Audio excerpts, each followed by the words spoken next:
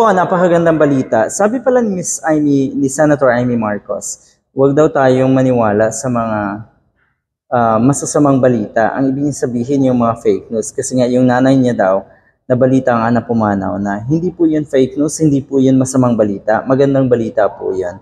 Katulad po neto, may iba lang. Pero yun nga, magandang balita lalo ito. Na kuno nga ay inilabas na ng US Court ang arrest warrant laban kay Kibuloy. So si Duterte kailan? Ang pagkakaalam natin, ang pagkakarinig natin, last part of the second quarter of the year. Ay ba malapit-lapit na yan dahil patapos na po ang first quarter. Ito yon, pinangunahan ng US Department of Justice Criminal Division ang pag-unseal ng warrant of arrest laban kay Kingdom of Jesus Christ Kibuloy, Apollo Kibuloy at kanyang kapwa akusado bilang senyales na isasama na sila sa red notice ng Interpol. Yun. So makikipagtulungan, walang magagawa siyempre dyan.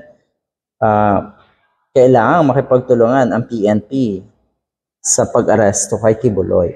Sa report ng GMA News, ang pag-unseal ng US or arrest warrant ng US court authorities laban kay Kibuloy at kanyang mga kasamahan ay kaugnay sa kasong 43 counts. Okay? 43. Naku, napaka-konti pa nga neto eh. Kung i-consider natin yung time, kung kailan nagsimula yung mga reklamong ganito, napakahabang panahon na po.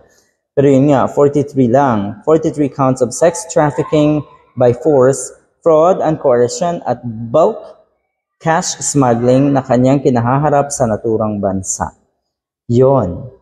Base sa ulat, pinag-utos ng Central District of California Judge Terry Hather Jr. ang unsealing of arrest warrant base sa kahilingan ng U.S. Attorney for General or for Criminal Division na humahawak sa kaso naman ni Kibuloy. Yan po, napakaliwanag na meron ng arrest warrant si Kibuloy at dito na lang ata sa atin yung tipong, uy, protect Kibuloy.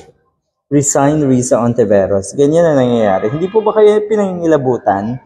You are protecting a criminal. Etong mga senators na sina Robin Padilla at marami pang iba, you are criminal protectors. Ganon po ang tingin ng buong bansa sa inyo. Kaya dapat talagang mahiya kayo. Alright, so yan, napakaganda po talagang balita na ito. Ano ho? Ito ay nangangahulugang maaari nang isama si Kibuloy sa red notice ng International Police Organization o Interpol nga. Una nang inilagay ng US Federal Bureau of Investigation sa wanted list nito noong February 2022, etong si Kibuloy. Yon. So, siguradong makikipag-ugnayan ang Interpol or ang International Police Organization sa ating PNP naman para nga arestuhin at iserve ang warrant of arrest netong si Kibuloy. Kahit anong tago mo, wala ka ng lusot. Anong nangyayari ngayon? May mga pa-prayer rally. Diyos ko po naman. Ano ba yan? Hindi ba talaga kayo pinangingilabutan sa ginagawa niyo? May mga prayer rally pa kayong ginagawa para kuno ay protektahan at suportahan si Kibuloy.